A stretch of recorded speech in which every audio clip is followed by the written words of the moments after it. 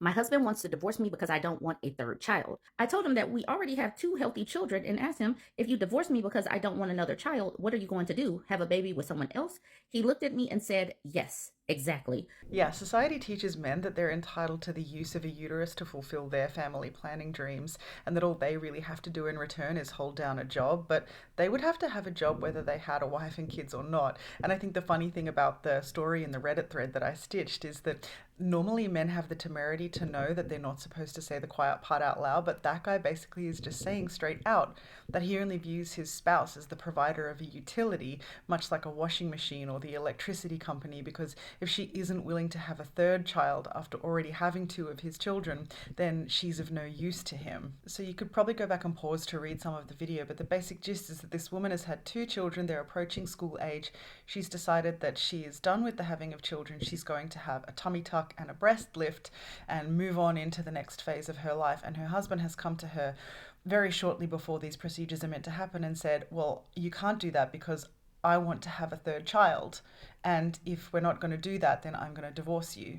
Like, we already know that the consequences of having children are weighted really unevenly on one side. The person who carries and births the child is taking on almost all of the healthcare risk and all of the recovery, and then generally is the one who then takes quite a big hit to their career, their kind of ability to participate in society and public life. But men are at least supposed to try to pretend that they're grateful for that and also to offset some of that by providing some child caring labour, domestic labour, and doing more of the paid work if the person who is recovering from the pregnancy can't do any of the paid work.